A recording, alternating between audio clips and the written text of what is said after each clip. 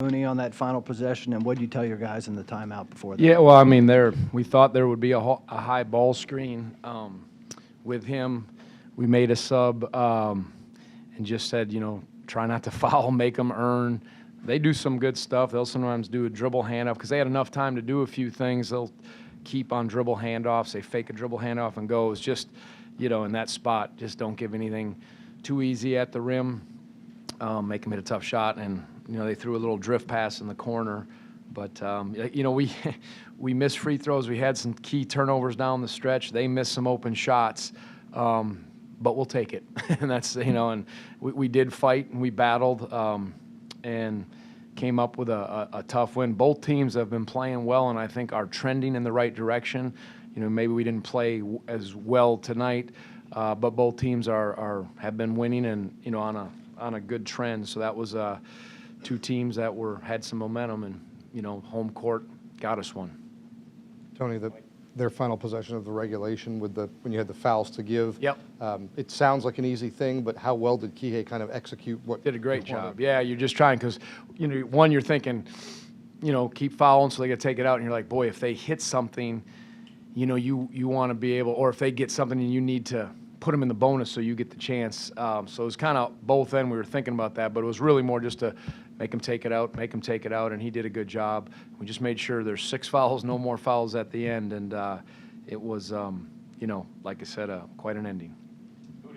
It was a brief, but Jay Huff stretch there. Yeah. Would you have won without that? That was a great stretch, and we had another 3 coming for him, and we turned it over at a crucial time, but I thought he took a good step.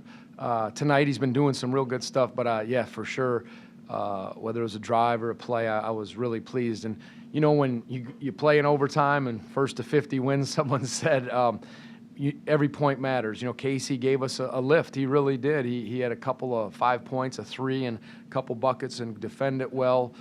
We need it.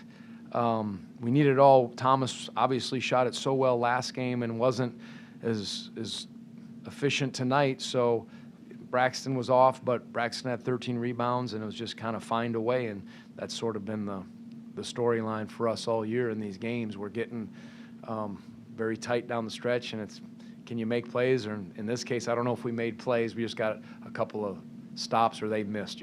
I don't know how to look at it, but we'll take it. Coach, your last offensive possession of the game, Kihei had that 3. Was that the play you were looking for? Did you want to go through him? Yeah, I wanted to just spread it out, and I kind of wanted him to attack and see if he could draw. The play before he attacked, and I think they swiped it from behind, but I wanted something aggressive, but it was to open up the court and attack. That was the plan. And look, Kihei, as I said, 45 minutes, a lot on his plate. He made some big plays. I told him, in a way, I'm glad what happened. He missed it, and it was an air ball, but the fact that it hit the out-of-bounds line at least let us set our defense up. Sometimes it's better to miss bad, if you're going to miss bad so that they can't get on the move because they can get down the floor and do some stuff. Tony, Mamadi, very physical in his kind of trying to get to the rim. Maybe didn't get all the calls that he would have liked, but seemed very physical trying to get to the rim. What did you like from what you saw? I thought he was aggressive.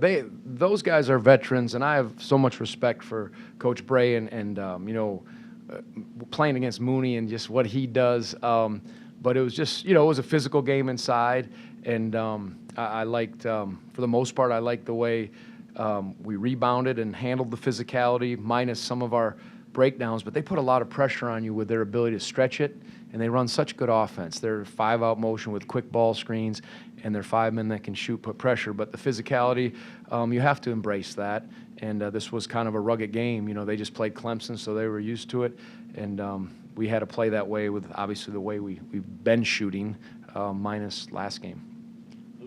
Just to follow up on Mamadi's performance, he hit a little bit of a rough patch, but he stayed after it. Could you just speak about him not getting discouraged and finishing with 20? Yeah, I mean, that's, we got him the ball inside. He made some good post moves. Some of our guys made some real nice drives and found him. And he, there's going to be ebbs and flows in games, and you hope that's where your maturity and your experiences come in handy. And, Mamadi's, he has such a joy and a contagious, energetic spirit about him, and sometimes when you're that way, you can kind of up and down, but I thought he's getting better in terms of being steadier, and I thought he led well, and I was thankful for that. We talked about that, and we just had an approach before. We said all for one, one for all. I think at this time of the year, the teams that really embody that and are so united, they can separate, and that can separate the good teams from the rest. And what we said is, and even if it doesn't go well, at least when you have that united mentality, it's a whole lot better to coach. Even if you lose, it's just when guys are united and they're pulling for each other, and they have that's a joy. And I think these guys do that. This is a different year, but it's our year, and our way is our way, and we're scrapping and we're fighting. And I know it's not perfect, but we got each other's back, and we're all for one. With what's at stake at this time of year, what about the need to win at home? How big is the need to win at home? Well, you always want to protect home court. I mean, you're at the point where, games are important. I mean, as I said, Notre Dame was really playing good basketball. As you know, I think we've been playing solid basketball. So, just important to get as many wins as you can, and you don't want to be so focused on that you're worried about it. But we'll take it. It's not at the point where if you drop one, that's it. You're out of postseason play. It's not there, but. Every win is a step towards trying to get to postseason, but you do it with quality and protecting home. Yeah, that's, again, a quality win, quality opponent at home, and I thought the crowd really was good. And I noticed they were turning out the lights a little more. I thought either I'm getting old here and my eyes are playing games with me, but we got the crowd going with some of the lights going down and up, and I noticed some other schools have been doing that. So I don't know if that is what got the crowd going, or we just have some late-night people, so. Thomas was lights out shooting at Louisville. It didn't go down for him today.